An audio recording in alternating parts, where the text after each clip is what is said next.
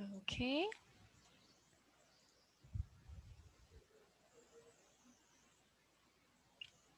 All right, I think we're live. All right. All right, let's make sure we're all set up and ready to go. Hi everyone. Please say something in the chat. Let us know that you can hear us and see us. Okay. Um, I think we got a handful of viewers. Oh, hello. Hi, Mina. Yay. Hey, Mina. Yeah, let us know if you can hear me. I'm Marian, by the way, with Etcher and Julia here with us. Let's give it a minute for people to kind of let us know what's going on in the chat here. Sounds good. Um, yeah. Llama. Oh, hi, Kitty. Good to see you again. Okay, great. Yes, hello to the llama. That's our mascot here at Etcher. Priyanka, oh, good to see you again. Hello, hello. Valerie, hey. I'm recognizing names now doing this a few times now. Hi. Okay, great. We can hear. Both audios working. Hello, hello. Yay. Great. Hi, everyone. Thank you for joining us on this wonderful Friday afternoon over here in the States. If you're elsewhere in the world, then we acknowledge where you are in the world, if it's morning or night. My name is Marian, again with Etcher. It rhymes with librarian. It's kind of like how I like to say it. And we have the wonderful Julia Blattman here. I hope I said that right. Is that correct, Julia? Should I? Yep. Okay, Yep, you nailed great. it. Yay. And she will be doing a demo for us today. We do these free online demos every Sunday, Tuesday, and Friday currently. So subscribe to our channel at Etcher and turn on your notifications to stay up to date and be alerted when we go live next.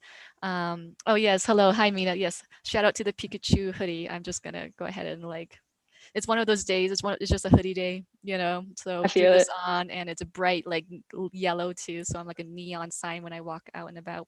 It's funny. Um, yeah. So anyway, got distracted. Our next live demo is Marco Bucci. He will be our first introduction to digital painting now here on Etcher. So we're really excited to try this now digital platform. So January 31st is Marco's um, live demos. So again, subscribe and you will be notified on when that starts. Share this link with your artist friends so we can have them all join us. We want as many people in our watching today as we can. So if you got a couple minutes to start sharing this link with me and Julia, we'd really appreciate that.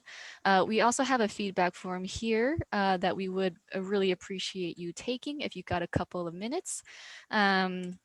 Put that in the chat over there. It'll just be a couple of minutes to let us know how we're doing, what we can do to improve. Maybe a fun little comment for me or Julia. We'd love to see it, and we appreciate any thoughts or comments about what we can do next time, or what you guys would like to see on the Etcher platform. Okay. All right. So I think I talked a bit about what we needed to talk about. So, Julia, why don't you let us know what we're doing today?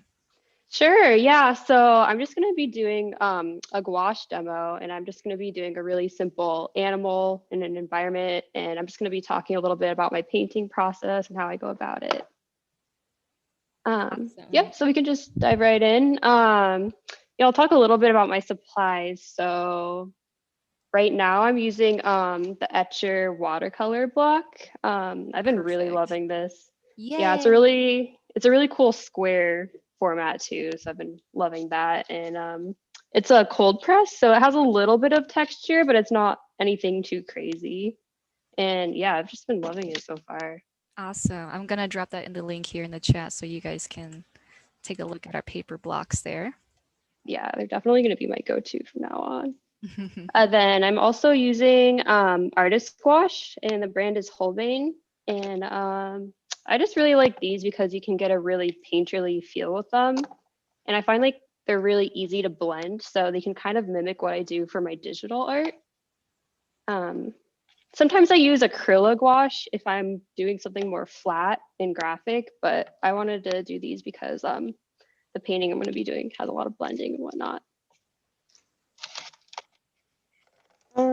And then I'll show you my brushes. So here's my brushes. So I like having the square tip one. So I have a really large one here that I like to just do my flat washes with. And then here's like a smaller chisel one. And then I like having pointed ones just to get into detail. And here's my smallest one. Like I won't use this too much, but at the very end, I'll use it. Are they synthetics, Julia? Yeah, they're synthetic ones. Yeah. Okay, cool. And they're by the brand Princeton. Princeton, awesome. For everyone watching, if you have any questions at all, go ahead and just put them in the chat. You can all caps the word questions so that I can see it. And I'll collect those questions and ask them to Julia when she's during appropriate moments. Sorry, go ahead, Julia. No worries. And then I got this drafting tape here just so that I can mask off the edges. And then I just peel that off at the very end once everything is dry. And then, yeah, that's pretty much it. I go through a lot of paper towels. I go through them like it's my job. So I'll be going through a lot of those. And yeah, I guess we can get into it. I mean, I'll show my references first. Oh yeah, So, was this provided? Let me grab the reference if so. I'm not sure if it was, but I'll just leave it on the screen for now. Okay, yeah, let's it should be in the description of this video, everybody on YouTube. And you could grab the reference link there. Let me see if I can pull that up and grab it for myself so I can copy it. But yeah, go ahead and double check the description and see if there's a reference link there. Okay, so I'll talk a little bit about why I chose these references. So I was just going for something that would have a really simple read. What I liked about these references is that a lot of them are just really simple and they have really graphic shapes. So it seems like something I'd be able to capture within a short amount of time for a quick painting. So this is the thumbnail I did really quick digitally. It was just to get the basic shapes in and the different colors and stuff. And I really took inspiration from this one here. I don't know if the glare is too much here. Let me turn off my lamp. Yeah, so I really like this one mostly because it was really super simple. It's a really clear read on the subject and it's really striking with the rim light. So I try to combine the composition of this one with the lighting of this one to make this thumbnail. And so that's kind of what I'm going to be working with here. Mina says this is some really cute reference photos. Thank you. We are all about cute here, you know. I don't mind it. Yeah, so I'll just hop right into it. So how I work with gouache is I usually do a wash of my lightest colors, mostly because I find if I do a wash and I treat it like watercolor, I can get the most vibrant and lightest colors out of doing that, rather than laying it on really thick in the beginning. Oh, that's really interesting. I did a mini workshop with another gouache painter who actually does it thick and doesn't like to use it as watercolor. So yeah, I feel like it's so everyone has funny. their own kind of technique with it. Yeah. So that's some great versatility there with gouache. So don't feel like there's just one way to paint, everybody. Um, try out a lot of different techniques and see what works for you. Exactly. Yeah, so for Julia here, could you elaborate more on how you discovered gouache maybe and why you feel like using it as watercolor works for you? Yeah, so I first discovered gouache in college. I went to Academy of Art University, and we all had to take this course for illustration called Color and Design.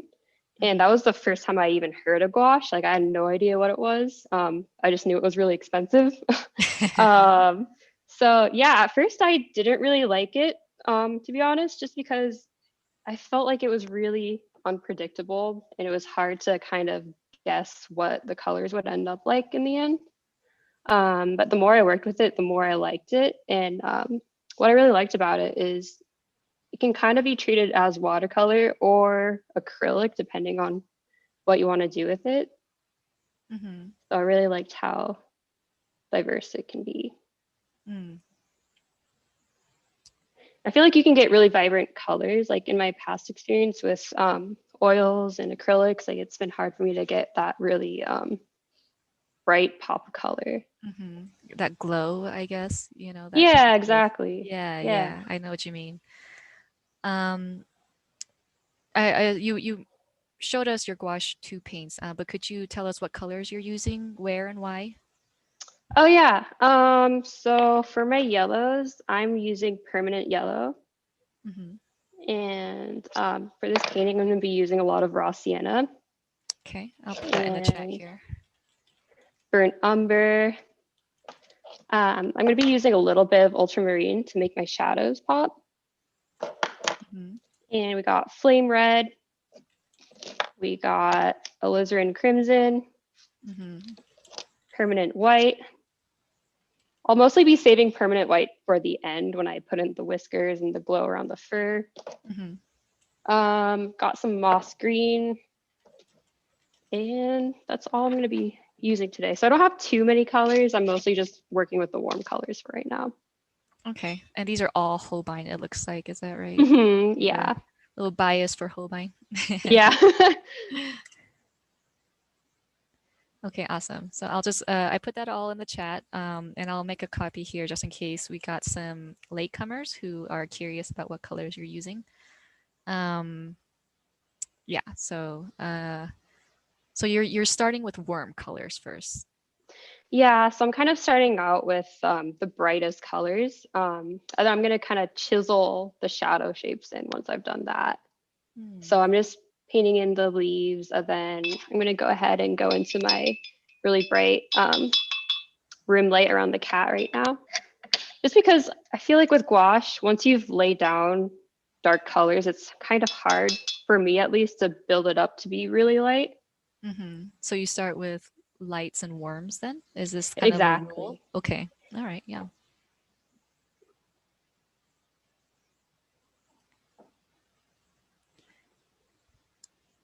And how, I mean, I guess it's pretty thin. It's like watercolor washy kind of. Yeah, so it's just super watery right now. And then when I start to build it up, I try to make it a melted ice cream consistency. Mm, So melted not too ice cream thick. consistency. That's nice. Yeah, my teacher in school said that, and I never forgot it. Yeah. So right now I'm kind of just painting some colors around the rim light of the cat instead of having it just be completely white. Hmm.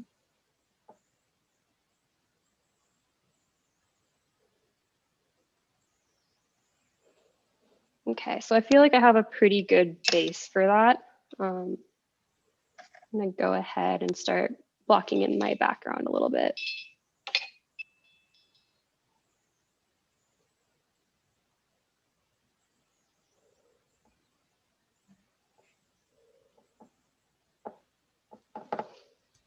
Okay, so let's see if that's a good color. So I'm gonna make it a little bit darker.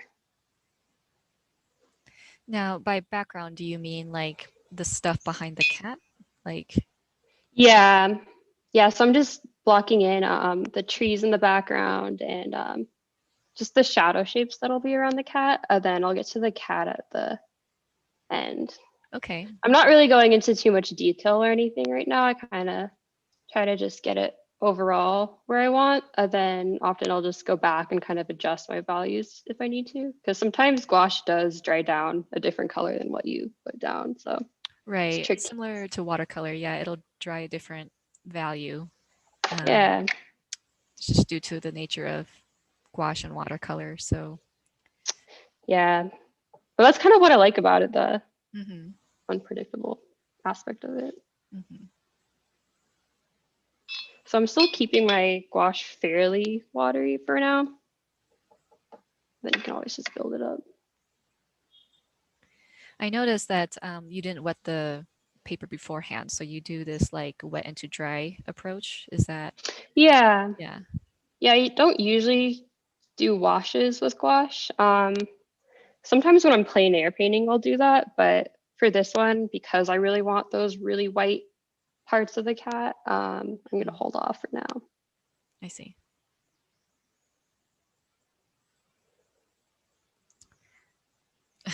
Priyanka says that's a nice description, and now I want ice cream. So now people are gonna be thinking about ice cream while they paint. I want that too. Sounds good. I might get some later today after we finish up. Same. Yeah. Yeah. So any questions at all, everyone? Go ahead and please put them in the chat. Any comments too, or what you would like to ask Julia?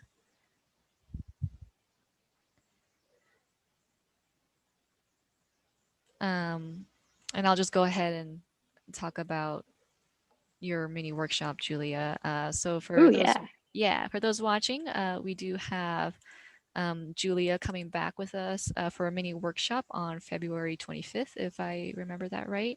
Hmm. Yep, that's right. Yeah. And so she will go into a little bit more detail about stylizing animal characters with gouache, a little bit of what you're seeing here today with the cat. So if you would like to spend more time with Julia and her process and how to try out this particular technique with gouache, go ahead and take a look at that. And join us for a bit of a deeper dive into her process there with painting in this way. Yeah, I'd Okay. love to see you guys there. It'd be awesome. Absolutely. Yeah, yeah. I don't think I'll be the host for that. I'm not sure. I'll have to double check my schedule, but I would love to see the rest of you there. And you can just hang out with me and Julia again at that point. Yeah. um, Mina asks Julia, what's the largest you typically paint traditionally? Usually I keep it pretty small. This is, let's see, it's 6 by 6 inches, so I keep it around that size. Usually when I'm out plein air painting, I don't keep it too big, mostly because I don't really do that for hours. Usually it's like a quick 1 hour thing like this. Um, so yeah, pretty small. I mean, I've done bigger pieces in the past, but they typically take me a lot longer and more paint. And gouache is expensive, so I try to keep it small. Yeah, professional, good quality gouache paint is Yeah. costly. Yeah. I don't So know. now They I'm run. just, Oh, go ahead. Go ahead. I was just gonna say, I'm just blocking in the branch color right now. Mhm. Still very watery. Are you thinking a lot about drying time or like colors kind of running into each other as you're maneuvering around your sketch? In the early stage like this, I don't really worry about that too much, Hmm.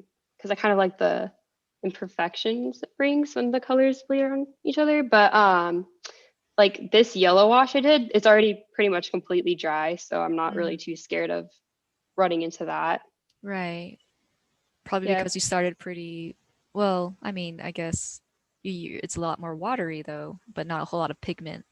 yeah, exactly. So Hmm. the dry time is actually pretty fast. I see. Okay, Uh, so what color is this color that you're using right now to block in that section? I'm using a combination of moss green, burnt umber, and ultramarine. Hmm. I'm kind of just working that into the edges to give it a little bit of form. And where the cat's sitting, it's going to have a little bit of shadow too.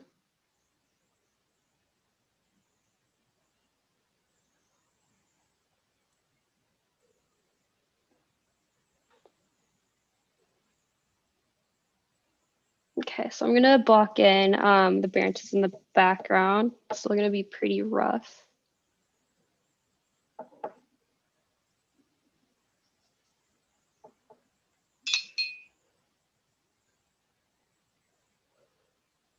And while I'm doing this, I'm kind of just like squinting and looking back to make sure that my values are okay and where I want them. Hmm. So that looks a little too dark for what I want.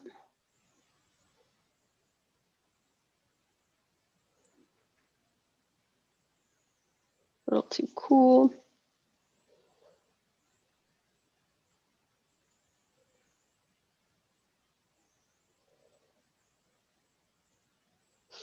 And my approach to painting here is actually pretty similar to my digital process too. So it all kind of ties in with each other. Right. Mina has a great question here for you, Julia. Mhm. Mina's asking, do you prefer painting flat on a diagonal, completely vertical, or do you freehand slash move your canvas around? You know what? I usually keep it pretty vertical, and yeah, I like working on an easel like this. So usually Mhm, I work standing up if I'm working on an easel, but mhm. yeah, I don't really move around my canvas too much.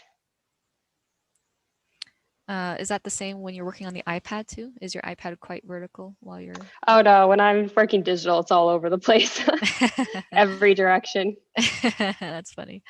Um, okay, but with your traditional painting with gouache, this setup that we're seeing here is pretty standard for you. Yeah, I'd say so.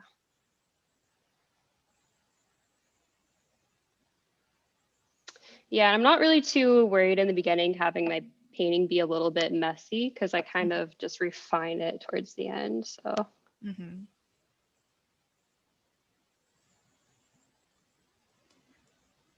And you're following the digital like prep sketch that you showed us earlier for yeah, composition. Okay. I also did a practice one here, so this is kind of where Oh I'm my going. gosh, look how cute. Okay, everyone comment in the chat. Look at how deliciously cute that was. Give a shout out to that because that's freaking adorable. Okay, so you're looking at both then, the practice and like Yeah. sketch? Yeah. So now what I'm looking at here is so I'm gonna get started on the technique for the leaves. Hmm. So what I like about this reference here is I like how the leaves overlap and they make that really hot red. I think that's really Mm, interesting. yeah, So that's I'm nice. gonna try to kind of imply that without going into too much detail. I'm just Hmm. gonna suggest that it's happening, Okay. especially towards the cat. I'll show you what I mean. So I'm just rinsing off my brush. Okay, we got a couple of latecomers here. Hello everyone. Thanks for showing up. Yep, we're still kind of in the beginning stages here of Julia's demo, so uh you didn't miss too much other than maybe a bit of a talk about her material. So again, since this is on our YouTube channel and they're all kept permanent here on our YouTube channel, feel free to watch this again after we wrap up here today to catch up on anything you missed. Um, yeah, and yeah, a lot of comments here from the Minas on how adorable that your practice painting was. Um, yeah, and yes, Katie, she did put white in that branch above the cat. Was it a mix of white and a couple of other things, Julia? Yeah, it was a mix of yellow ochre and a little touch of white. Hmm. But I'm probably gonna go back in and warm it up once I block in everything. Probably when I block in the cat, I'll have to adjust some of the values. Okay, cool. And then Mina Roy here is asking, what inspires what you choose to paint if your paint sessions are typically only an hour? Ooh, yeah, so typically if it's something really short, I like to keep it pretty simple. So I thought this would be a good subject just because it's pretty graphic and simple and it's an easy read on the animal and it's not really a complicated scene. Hmm.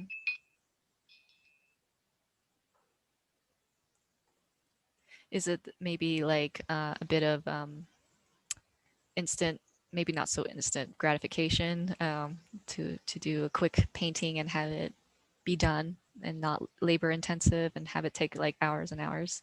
Yeah, exactly. Yeah. Okay, so I'm gonna start getting into the cat color. So I'm just mixing some burnt umber and some ultramarine because I want the cat a little bit on the cooler side. Since it's the focal Mm, point, I want the colors to contrast. So I'm just right. gonna go ahead and drop in some of my darkest colors. And I'm still keeping like a very wide, big brush just because I don't want to get into too much details quite yet. So I'm gonna go a little bit more cool. Just mixing in that ultramarine.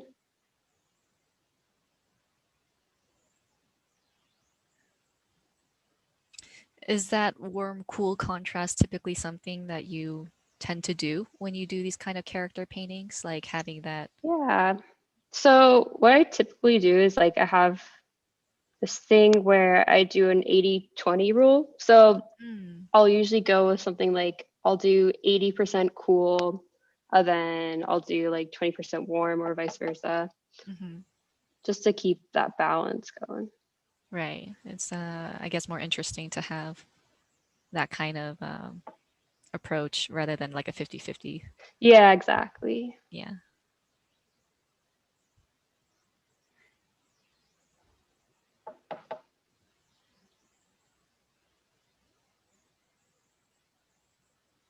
So I'm not being too careful with this edge quite yet, but I will put in a little bit of like implications of fur strokes here. I'm just keeping my brush pretty chiseled for now. Hmm.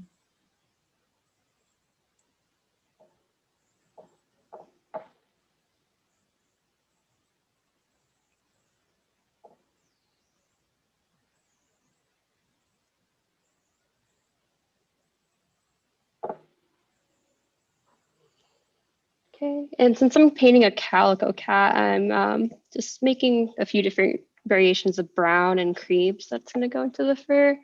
So right now I'm just mixing some alizarin crimson into that same color I was just using. Hmm. And I'm gonna plop it right here. I'm kind of being careful just to avoid the eyes. I don't want to get any color in that for now. Um, and I think you already said this earlier, and I just want to make sure I remember right. You're saying you're going with the this is the deepest, darkest values that you're blacking in. Yeah, yeah. Okay.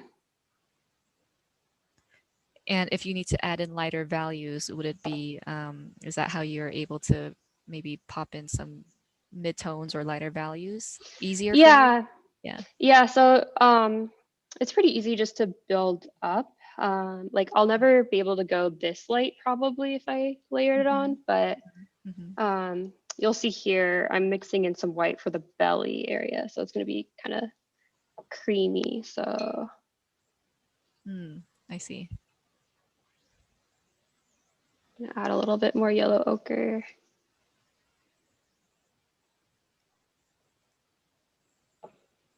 I'm just gonna be kind of light about doing this because I want us to kind of blend together with the other colors. I see. So doing almost like fur-like strokes here.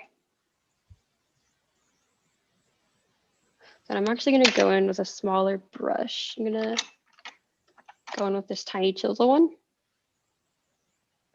with the same color. And I'm just gonna carefully go around the eyes.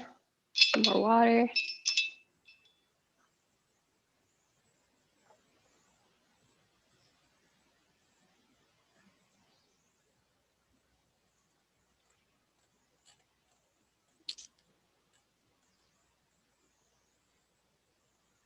All right. We're about half an hour in here with the demonstration. So if you have any questions so far about what you're seeing or what you're curious to hear Julia's opinions or thoughts about, feel free to put it in the chat. I want to again just kind of mention her mini workshop that is scheduled for the 25th of February. And she'll do a deeper dive in on painting in gouache these super adorable, cute animal characters. And maybe do a little bit of a deeper dive as well into how she collects or uses reference photos to create like a single image. So if that's something that you find you're struggling with, maybe, or, um, you know, uh, yeah, if you're, I don't remember what I was trying to go with that, but if you're struggling with like how to use reference photos, that might be something that you can join us in on February 25th to see how Julia handles that creation process. Um, Julia also did an interview with Anya from Etcher on the podcast, and I believe that episode will be uploaded next week. So if you would like to hear more about Julia's thought process, make sure you're subscribed so that you can check out Julia's episode when that gets released next week. Um, and then let's see what I do here. a couple of new things on Etcher, real quick, so I can finish up this housekeeping. Etcher is now offering workshops to companies. So if you're interested, or if anyone is interested, email us at studio@etcherlab.com, and maybe let us know what you're thinking of, and we can provide you with more information at that point. And if you really like our products and would like to see them more locally in your area, wherever part of the world that you're in, tell your local stores about us and see if they will reach out to us so that we can try and get these products out to you in a more local area. Yeah, so just a little bit of new information there that Etcher is now doing. If you would like to, again, have more information about what I just talked about, email us at studio@etcherlab.com. Okay. All right. So back to you, Julia. What are we doing here? So right now I'm just blocking in the eyes. So I'm just going for um, a yellow with a little bit of green in it, just so that we have a little bit of a color difference here in the painting. And the eyes are kind of the focal point here. So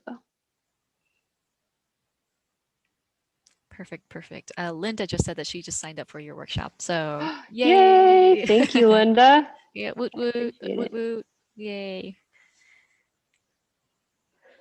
All right, so I'm gonna let that kind of dry down before I get into the pupils. So I'm constantly kind of just working with a painting overall. I don't really like focus in one place for too long. Um, so I'm gonna focus on the tree a little bit more. Are you still thinking this is a block-in stage for you now that we kind of covered up a chunk of, or So basically the whole yeah, thing? I feel like I'm done with the block in for now. So now I'm just gonna go into a little bit more detail. So what I'm gonna do for this tree here is I'm gonna get some burnt umber in that ultramarine color, and I'm just gonna start to lay on the paint a little bit thicker now that I have my basin. So it's a little bit more dry this time. Love this dry brushing technique. I'm a personal fan of dry brushing, so yeah. Yeah. Yeah, I'm doing this technique I really like to do for trees. Mm. So I like to do this wash for trees, and then like I'll go in and I'll really make sure my brush is dry. English. Yeah, English, what even, these Yeah, days. it's Friday. My brain is all fried. For real. And then I'll just go in and kind of make those like strokes that are pretty fine to Hmm. get the form in, and I'll just kind of keep doing that. But I don't want to overdo it because then it'll kind of just blend together. So Right. Beautiful. This is exciting. Um, yay. yeah, Mina M actually here had a question that I think you might have touched on a little bit, but if you don't mind going into elaboration here, roughly how long does a painting take you from small to big? Like, you said you mentioned that you keep it small, but how long, I guess, normally would a full painting take you?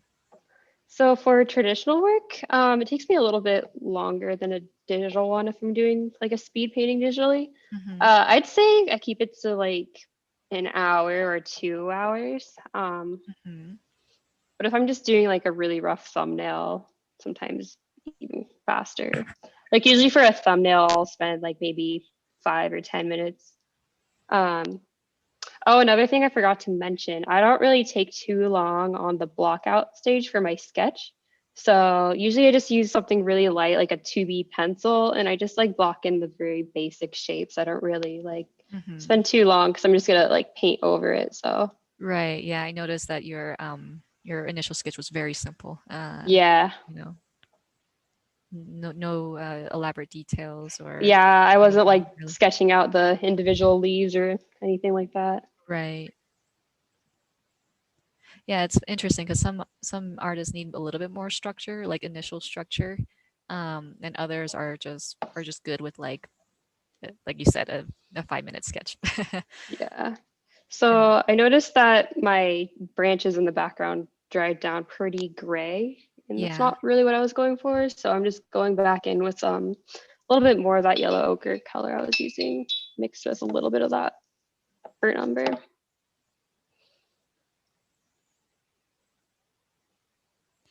Are you painting with thick paint so that it doesn't mix in with the gray Yeah. underneath?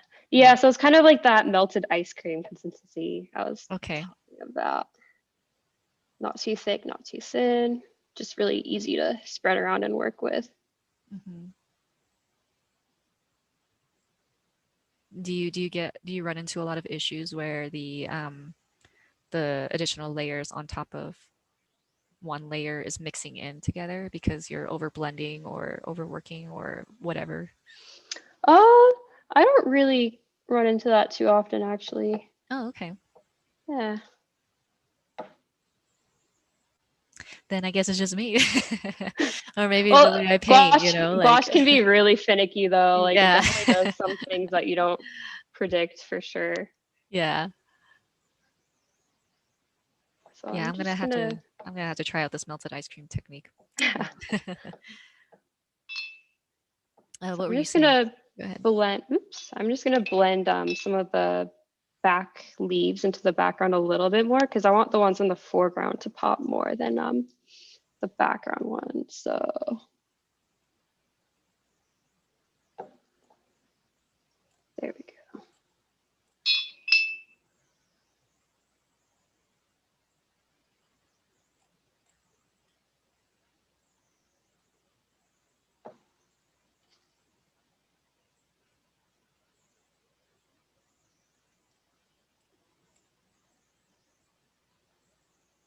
Uh, Priyanka here has a question. Do you ever use water soluble sketching pencils? Oh, I don't usually, but I want to play around with that more. Are Hmm. those like watercolor pencils you're referring to? She said water soluble sketching pencils, so I would say perhaps, yeah. Huh. Yeah, I haven't really dabbled into that too much, but I used to use those a lot, like in high school. Like I Hmm. loved using those. But yeah, usually I don't like layer pencil over my gouache, but yeah, usually for my base sketch, I just use like an HB pencil, like something that's very light and you're not going to really see it through the painting. Hmm. But I definitely like mixed medium sometimes, so that's something I want to play around with. Hmm. You planted the seed, Priyanka. Yeah, So maybe we'll see a little bit of switch up with Julia in the future. yeah. All right, um, so now I'm just gonna go into the pupil so it doesn't look like a terrifying cat monster. but if that floats your boat, keep it a terrifying cat monster. Yep. um, let's see. Mina Roy here is asking, do you have a dedicated setup for your traditional work, or does it live in the same space as your computer slash digital workspace? So usually I have like my plein air stuff ready to go in a backpack. So usually I have this little box ready to go. Um, but yeah, sometimes I keep it by my desk, like just to paint during the day. Or sometimes like I'll take this to my roof upstairs just to paint outside. Hmm, just I like go up on the this, roof. yeah, Yeah. I like this little easel I have. I got it recently and it's super lightweight and compact and it's just easy to get ready and go. Hmm. Oops, I think I knocked into my iPhone. Yeah. Sorry about the shake. Yeah, a bit of a shake, but yeah, sorry everyone. We'll stabilize that a bit. Um, There we go. cool, cool.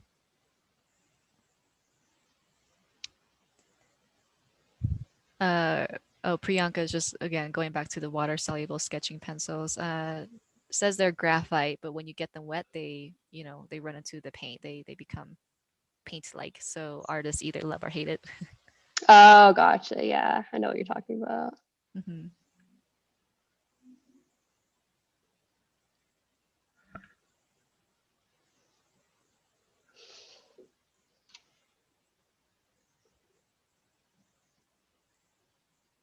All right, so we're about 40 minutes in here.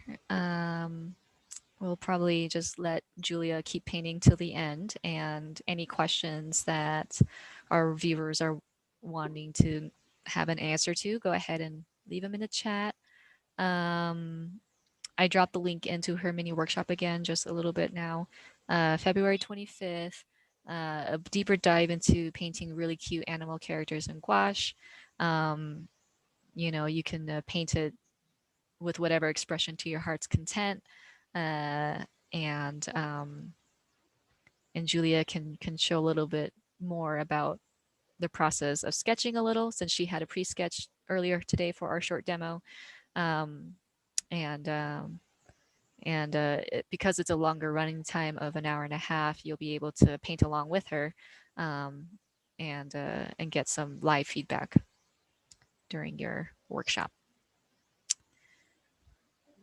Okay, so I can't Julia, wait for that. yeah, for real, right? We hope to see a lot of you there. So share, and maybe tag Julia in on Mm. maybe this demo if you are following along, and I'm sure she'll love to see it. So what are we doing here, Julia? So right now I'm just gonna go back into the highlights of the cat. So I'm just mixing in some white with a little touch of yellow. Um, and then I'm gonna pop that into the pupil here. So just like that. Then I'm gonna add some whiskers.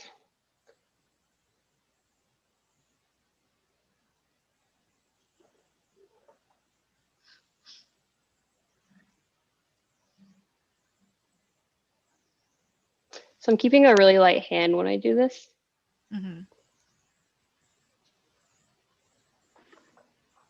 Is this still melted ice cream consistency? Yeah, super liquidy, but not too thin. Because I find like when I'm building up my lights again, if I have it too thin, it's just gonna blend into whatever paint is behind what I'm painting right now.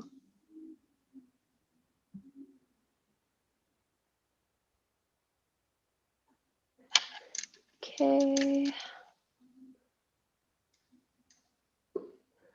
Okay, now I'm gonna start just like building up a little bit of shapes into the leaves, because right now they're still pretty much blobby. And Yeah. I'll show you guys what I mean. So for this one, I kind of used the end of my brush to make almost like a triangle stylized shape to the leaves here. Mm-hmm. So that's kind of what I'm gonna be mimicking for this one. Awesome. Thanks, Priyanka, for the shout out. Priyanka also signed up for your workshop, so Yay! Thank yay! you. Can't wait to see you there. Yeah, for real.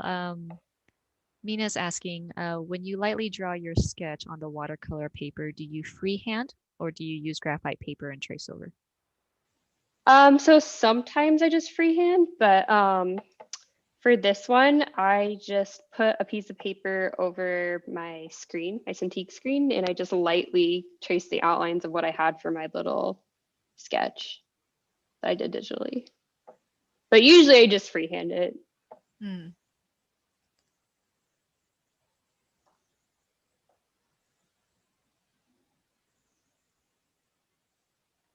So right now to get those leaf shapes, I'm just putting my brush down, and then I'm kind of just tilting it to make that graphic shape.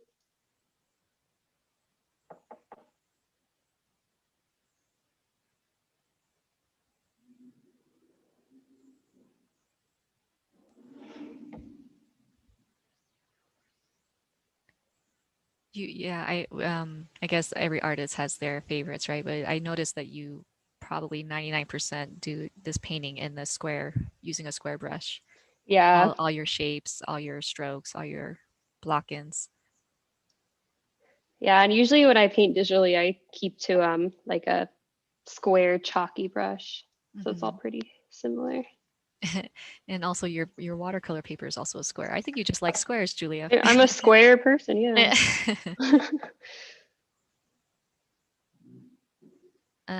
Yeah, okay. Yeah, I really like this square sketchbook. I've never had a square one before. Usually when I'm plein air painting outside, I'll do a wider format. Hmm. So it's been fun playing around with this. Yeah. And she, for those of you who are joining us a little bit later, she's using the Etcher paper block. So I'll put a link there. You guys can check it out.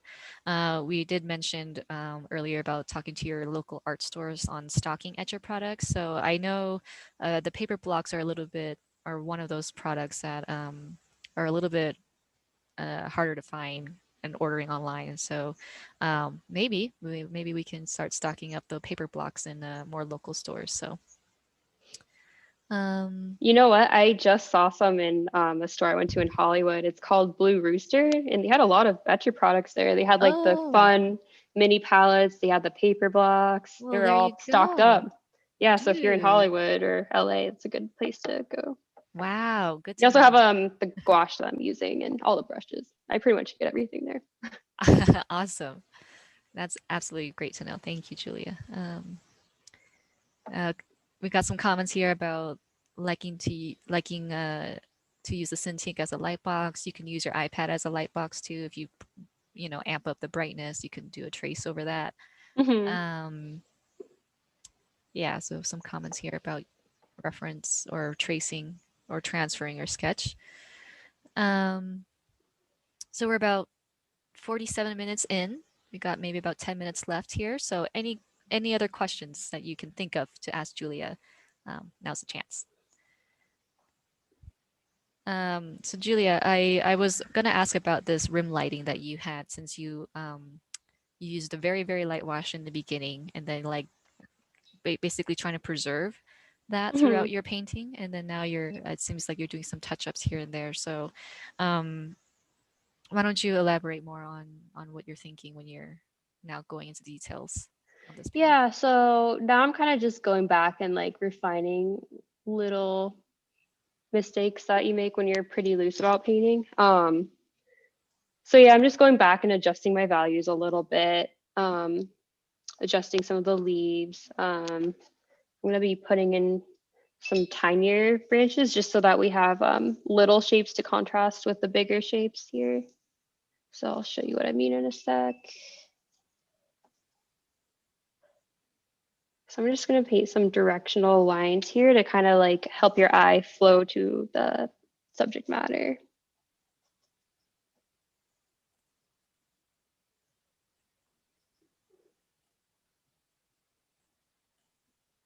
A little bit too cool.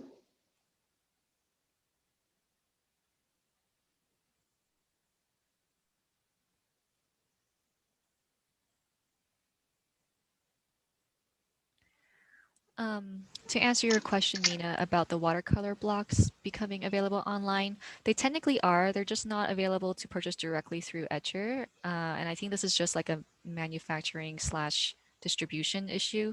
But I could be wrong. Again, don't quote me on that. If you take a look at that link that I put in the chat here about the paper blocks, and click on one of the product listings, you'll see that it's available through our distribution partners.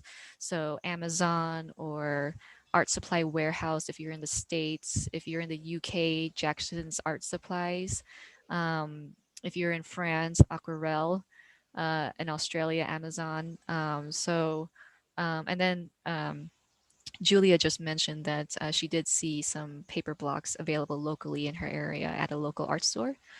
Um, is that right, Julia? Did I remember that Yep. correctly? Yeah, Yeah, it was called Blue Rooster. They're Blue great. Rooster. Yeah.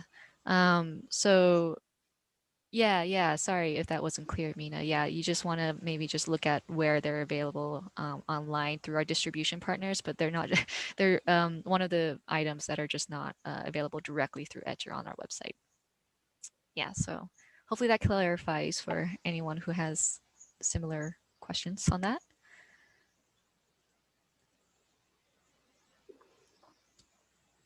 All right. And so are you still thinking, Julia, in like highlighting mode, or are you kind of finessing?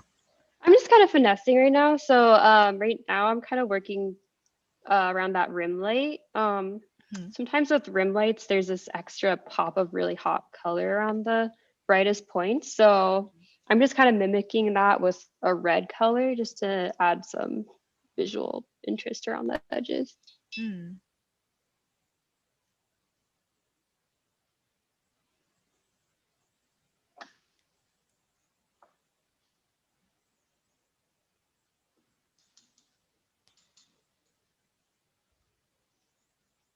So this was something that kind of comes up for me when I paint or draw on a square format.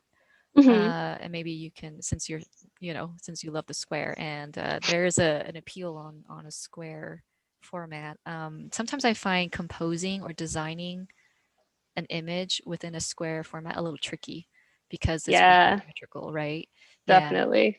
So, what are your thoughts on that, or tips or advice on how to make a compelling image on a square format? So my advice is just to stick to rule of thirds. So always just try to divide your image into thirds and have your subject matter like in one of the four corners. So like Hmm. here, here, here, here would be a good place to have your focal point just because Right. you're so limited with space. So Hmm. um yeah, but yeah, it can be tricky for sure. Right. So basically, keep it simple and use the rule of thirds to start. Yeah, Yeah. I would be careful not making things too symmetrical. Hmm. So right now I'm just kind of going back for my final touches, just kind of unifying the background a little bit. I also added some little particles. Sometimes what I do is like if I wanted a little splatter at the end, I'll just take my brush and I'll get some wet paint and I'll kind of just like flick it with my finger a little bit. Um, that's when I'm feeling daring though, because it can definitely go wrong. Yeah.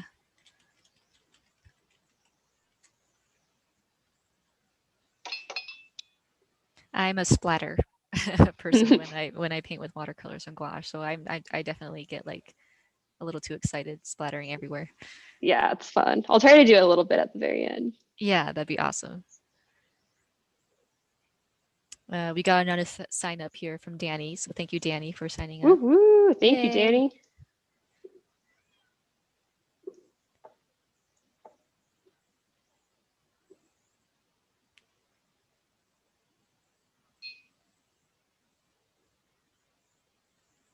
My cat, one of my cats was just screaming at the door here just now. So Oh, hopefully that did not catch on the mic.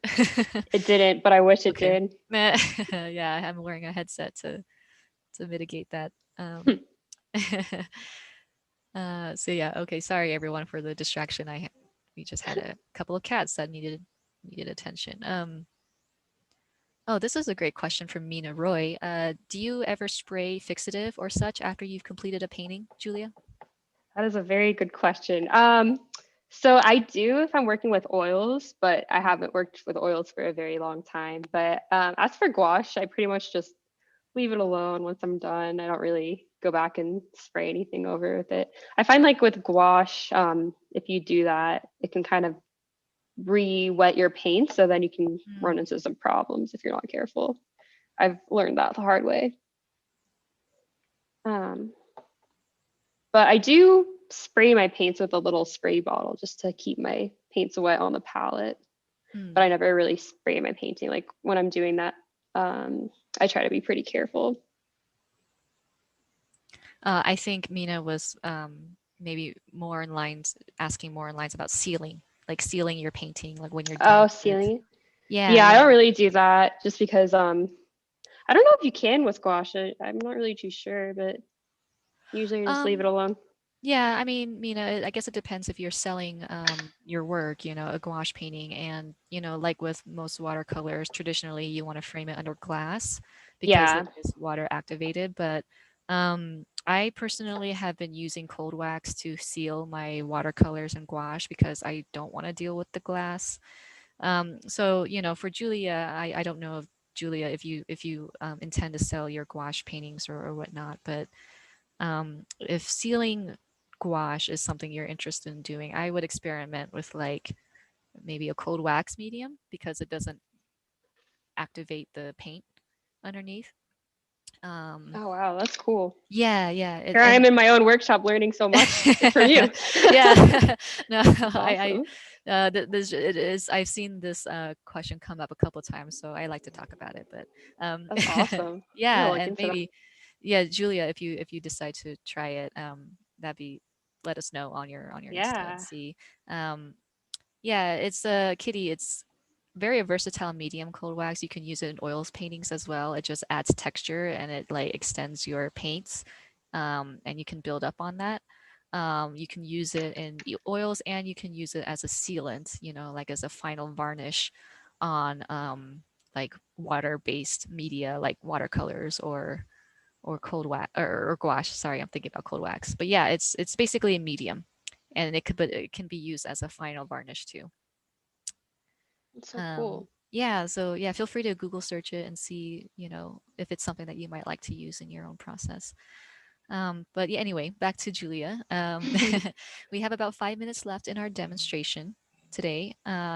So what are you now thinking of on how to finish up a painting? Yeah, so now I'm just kind of trying to look back and make sure I'm happy with the values and just trying to see if there's any other little adjustments I can make. I was kind of going into the form of the cat with a dry brush just to Mhm. get those soft edges around the forms. And Yeah, then I'm just working on the contact shadows of mhm. where the paws are hitting the tree. Oh man, this is really just popping out now that you're adding in those shadows. Yay. Yeah, the last touches at the very end, those are always the most fun. Yeah. And I love that you use that dry brushing just to kind of give it the zhuzh or something, Yeah, the like little texture at the end, yeah. yeah, yeah. I find if I don't do the dry brushing technique, my paints can look pretty flat, which is, it's a Mm, graphic look on its own, but right. not what I'm going for this one. All right, now I'm gonna try to attempt the splatter. See how it goes. So I'm just gonna mix into my white and my yellow.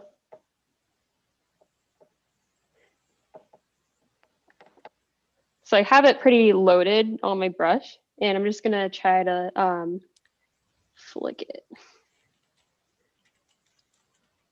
I need more paint.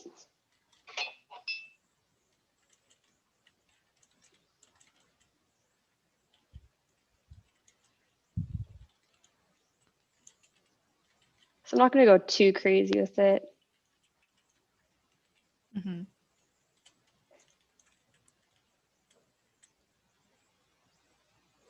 Oh, then if you get some on somewhere you don't really want it, you can just go in with a paper towel and kind of pick it up. Awesome. Yeah. And And then again, I'm it's gonna just like just, an artistic like choice, right? To yeah, just add a little something texture. yeah. Maybe it could be like particles that are floating in the air. And then I'm just gonna take off the tape. So when I'm taking off the tape, I try to not just like rip it off like crazy. Right. I try to be gentle about it. Oh, do you not wait for the painting to dry before you take Um, off the right, painting? right now my paint is pretty dry on the edges. Like I'm not really feeling anything too wet, so I feel like it's okay to take off.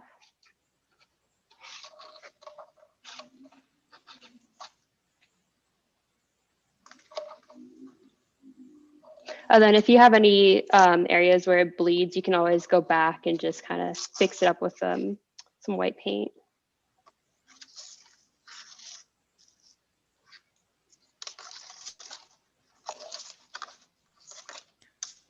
This is just funny to see you pulling this off. And could we see maybe your other preparatory painting side by side? We can maybe take a look at the differences. Yeah, awesome.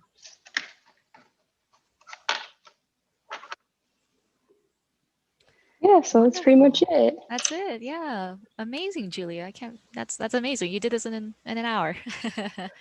Yeah, it was um, so fun. yeah, yeah. Danny's saying, I love how that bit of red helps make the kitty blend a bit more while still letting him pop. Oh, thank you. Yeah, I kind of like doing that in Photoshop too. Like Mm. if I were to do that in Photoshop, I would probably use like an overlay layer just to make everything kind of pop around the hot edges. If that makes Hmm. sense. Yeah, yeah, for sure. Lots of comments about how cute and delightful this was for everybody. So Yay. awesome. Thanks, everyone. All right, so we're kind of at the hour here. I'll just wrap up real quick before we let Julia go. We do have a monthly ongoing giveaway if you are new here with Etcher. So if you're online on Facebook or Instagram, tag us when you're posting your art made during the demos or mini workshops, or even take pictures of yourself during a session while you're watching. Or you can also hashtag Etcher Mini Workshop when you're posting your work online, and we can look for you using that hashtag that way. And you'll be in a monthly draw to win 50 US dollars art voucher to spend on Etcher products. Um, yeah, and again, subscribe to the YouTube channel if you haven't already. And I mentioned earlier a feedback form link for Julia and for me here at Etcher to, if you can fill that out. Takes a couple minutes. We love to hear your thoughts and any feedback on what we can do better. And then last but not least, we have Julia's mini workshop scheduled in February for an hour and a half. You can get a bit of a deeper dive into Julia's process. You'll be painting more cute animal characters in gouache, and I think this will be really fun and delightful to have her come back and join us, while we watch Julia work her magic again. Um, and I don't see any more questions here. Looks like in the chat. Um, Mina says that I love that the preliminary version was a chunkier cat and this one is slimmer. He went on a diet for the next painting. Right. I love it. Awesome work, Julia. And then, oh, okay, Danny has a question. So real quick before we wrap up here for you, Julia. If you were painting a tabby cat, for example, would you change the background to a more greenish colors to allow it to pop? And I'm assuming an orange tabby cat. Ooh, yeah, I probably would. That's a good question. Yeah. Yeah, I think it would contrast well with like the reds and the greens. Yeah. We're probably getting into more of a split complementary palette at that point, and I Hmm. say go for it, Danny. Yeah, see how that works for you. Yeah, I'd love Yeah, to see. great question. Okay, and I think that's it. So, everyone who's watching on YouTube, thank you so much for joining me, Marion, here with Etcher and Julia Blattman.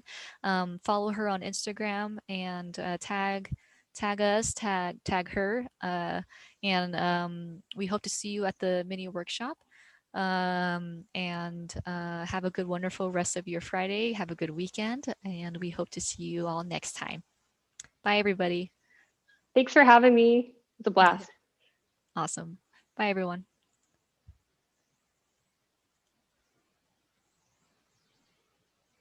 And